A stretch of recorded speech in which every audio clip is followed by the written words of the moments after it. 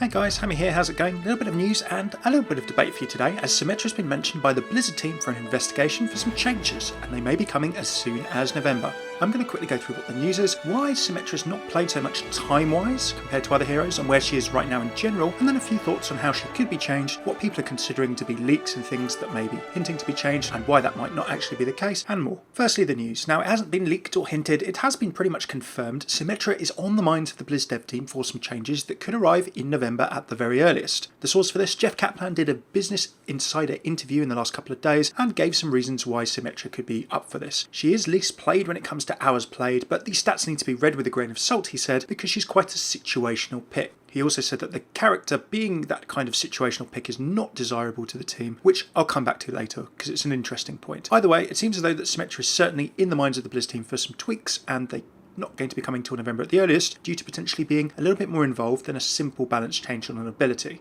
Now, before we go through the implications of some of these statements, let's quickly round up where Symmetra feels like she is right now. She is the least hours played hero-wise, but there is a reason for this, and it's primarily to do with where and how she plays. Most people, I would say, place Symmetra on defence at the start of an assault, escort map, or hybrid map, particularly those with long run distances or chokes that benefit from turrets. The Symmetra Death Room or Death Field is probably something you've run into a bunch in various quick play matches for sure. Where she's not played, after that really, or on attack, or even on King of the Hill. After point 1 when you're defending, as defensive spawn distances decrease and offensive ones increase compared to the points in payload's location, Symmetra's ult, Teleporter, the benefit of it really scales down to be almost negligible. There is no point teleporting 2 meters like on the last point of Volskaya Industries, unless you're like me messing around a bit on this Hollywood defense here that you've been watching so far, where I actually ultimately cost my team the game, in quick play of course, by not switching on the final point.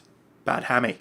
Now, as you see me play here on Dorado, I'm kind of illustrating that some people do try and pigeonhole Symmetra into attack, generally in quick play, but she's known not to be an effective attacking hero. She's squishy, her deadly death beam primary that's channeled requires her to get close and stay close. It's hard to get the drop on people when you're attacking with Symmetra, which is its main benefit, and her secondary orbs travel so slowly they can easily be avoided or countered, with the exception of maybe a piece of shelling of static defense. This leads to the main point about Symmetra. Her kit is primarily static. Turrets are static and have to be replaced, shields are a one-off buff, and then maybe the occasional renewal depending on your team deaths. Teleporter is powerful on defense, but it's static in a niche situation, and then exponentially less use elsewhere apart from a defensive point 1 defense, forcing her to be switched away from to keep pace with either the healing that the enemy team is putting out or the damage that they're putting out, because they're not running her and running a different hero. Defensive zoning and spamming for Symmetra then yes, attacking threat bar to a static defense no, unless you're the Diamond Symmetra in a pre-made with 3 platinum friends and 1 gold friend who played attack, saying there's plenty of spots for a teleporter on Eichenwalder with me in competitive today. You 5 were not my best friends, not at all. Okay, my salty moment done, let's move on. A lot of people try to force more defensive heroes onto attack on any non-King of the Hill map, but Symmetra doesn't really adapt to this. The teleporter's benefit can easily be switched with a coordinated Lucio who does more things. He heals, shields, boops, dances, sings and acts, and like the attacking point before, Symmetra on King of the Hill as well just struggles to get close. So, Symmetra we know is situational. She does see play in quick play and competitive lower ranks, but actually when it comes to higher ranks in eSports, she becomes even harder to justify. Now why is this? Very, very simply, although I'm no pro expert, I do watch a reasonable amount of eSports, and at higher levels it's all about speed, mobility, and of course team play. Speed to cap and denying speed on defense when you're looking at a stopwatch system where people are measured on how quickly they attack or defend. Teams need to be fast and mobile and survivable. Symmetra is slow, she's a squishy target, and her teleporter can be very easily countered by good flankers. She can be avoided and focused at range by a coordinated team. Symmetra did see some play in early meta esports, kind of on Hollywood defenses and things, where her turrets would be used to prevent fires over the top of point 1 and similar, but now she's kind of F tier. She is rarely or never seen in PC esports team level games at the top levels of play. If you're interested more in this kind of meta-analysis, I check out Captain Planet's analysis over on overbuff.com.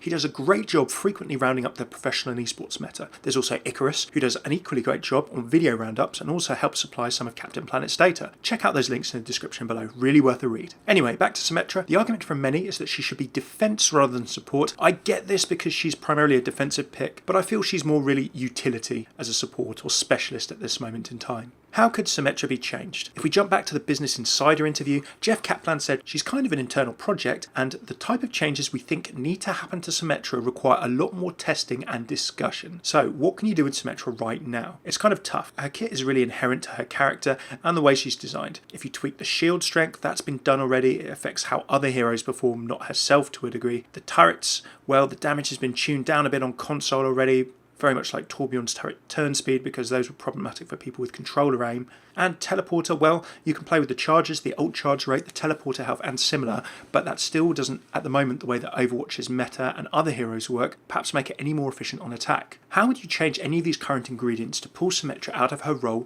as a niche defensive support pick? People have pointed to some sound files, datamined from the recent PTR patch a day or two ago in September, as pointing to small changes for Symmetra. Now, I would be surprised if these actually refer to what people are thinking that they'll refer to, or indeed, if they do, they're the only change. Here's why. So the sound files that some people have identified as being a leak basically are Symmetra having up to 10 charges on a teleporter. And here are some of those examples of files now.